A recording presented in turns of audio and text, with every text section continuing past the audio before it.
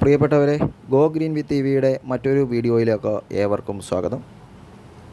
ലോകത്തിലെ ആദ്യത്തെ CNG ബൈക്കായ freedom 125ൻ്റെ വിശേഷങ്ങളാണ് ഞാനിന്ന് നിങ്ങളോട് ഷെയർ ചെയ്യുന്നത്. അങ്ങനെ രാജ്യം കാത്തിരുന്ന CNG ബൈക്ക് ഫ്രീഡം 125 എന്ന പേരിൽ ഈ കഴിഞ്ഞ 5-ാം തീയതി ബജാജ് പുറത്തിറക്കിയിരിക്കുന്നു.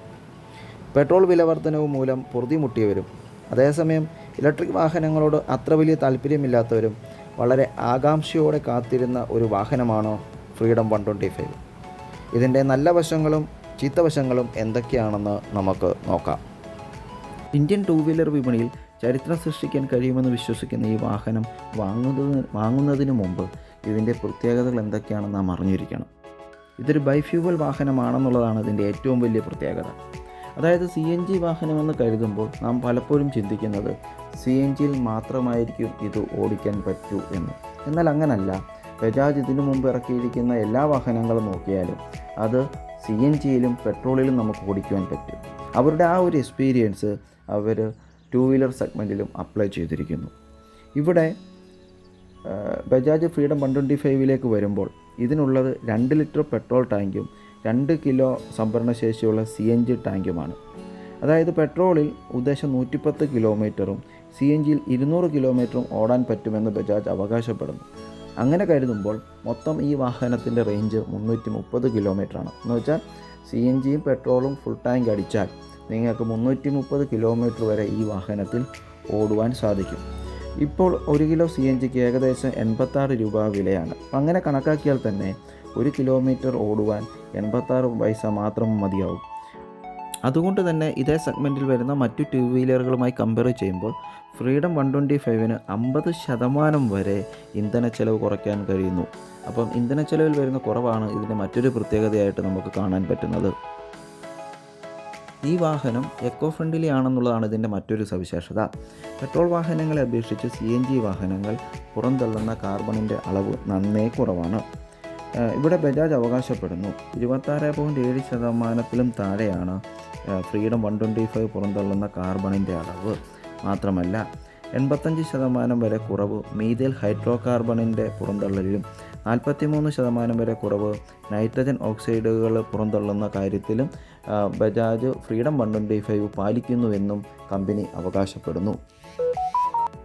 ഇതിൻ്റെ റേഞ്ച് 330 കിലോമീറ്റർ ആണെന്ന് പറഞ്ഞു. CNGയിൽ 200ഉം പെട്രോളിൽ 130 കിലോമീറ്ററും. ഇനി ഇതിൻ്റെ എൻജിൻ സൈഡിലേക്ക് വന്നാൽ 125 cc air cooled single cylinder എൻജിനാണ് ഈ വാഹനത്തിൽ ഉപയോഗിച്ചിരിക്കുന്നത്. ഇതിൻ്റെ പവർ എന്ന് പറയുന്നത് 8000 RPMൽ 9.5 bhp ആണ്. ടോർക്ക് 9.7 ന്യൂട്ടൺ മീറ്ററുമാണ്. 5 സ്പീഡ് ഗിയർ ബോക്സ് ആണ് ഇതിൽ ഉൾക്കൊള്ളിച്ചിരിക്കുന്നത്. ഈ വാഹനത്തിൻ്റെ ഭാരം 149 കിലോഗ്രാമാണ്. 2 വാൽവ് എഞ്ചിനുള്ള ഈ വാഹനം CNGയിൽ 90.5 കിലോമീറ്ററും പെട്രോളിൽ 93.4 കിലോമീറ്ററുമാണ് ഇതിൻ്റെ ടോപ്പ് സ്പീഡ്. ഇനിയും വാഹനത്തിൻ്റെ ഡിസൈൻ ഭാഗത്തേക്ക് നമുക്ക് വരാം.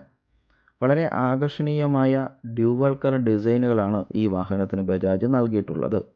Blue, black, white, red, grey എന്നിങ്ങനെ 7ഓളം കളർ ടോണുകളിൽ ബജാജ് 125 ഫ്രീഡം നമുക്ക് ലഭ്യമാണ്. ഇനി നമുക്ക് എടുത്തു പറയേണ്ടത് ഇതിൻ്റെ സീറ്റിൻ്റെ നീളത്തെക്കുറിച്ചാണ്. 4 പേർക്ക് ഇരുന്ന് പോകാൻ പറ്റുന്ന, നിയമപരമല്ല എങ്കിൽ തന്നെയും 4 പേർക്ക് ഇരിക്കാൻ പറ്റുന്ന സൗകര്യത്തോടു കൂടിയൊരു സീറ്റാണ് ബജാജ് ഈ വാഹനത്തിന് രൂപകൽപ്പന ചെയ്തിട്ടുള്ളത്. റൈഡേഴ്സിൻ്റെ കംഫർട്ട് മാനിച്ചായിരിക്കാം ഇത്രയും നീളമുള്ളൊരു സീറ്റ് ബജാജ് ഈ വാഹനത്തിന് നൽകിയിട്ടുണ്ടാവുക. ഇനി ഇതിൻ്റെ മീറ്റർ കൺസോളിലേക്ക് വന്നാൽ വളരെ മനോഹരമായൊരു LCD ഡിസ്പ്ലേ ആണ് നൽകിയിട്ടുള്ളത്. CNG, പെട്രോൾ, ഫ്യൂവൽ ഇൻഡിക്കേറ്ററുകൾ, odometer, speedometer, side stand sensor, gear position indicator, time, warning light എന്നിവ ഈ ഡിസ്പ്ലേയിൽ ഉൾക്കൊള്ളിച്ചിട്ടുണ്ട്. 3 വേരിയൻറ്റുകളിലാണ് ഈ വാഹനം ലഭ്യമായിട്ടുള്ളത്. ഫ്രീഡം 125 ഡ്രം, ഇതിന് 95,000 രൂപയാണ് ex showroom price. Freedom 125 LED with drum, ഇതിന് 1,05,000 രൂപയാണ് ex showroom price. Freedom 125 LED with disc, ഇതിന് 1,10,000 രൂപയാണ് എക്സ് ഷോറൂം പ്രൈസ്.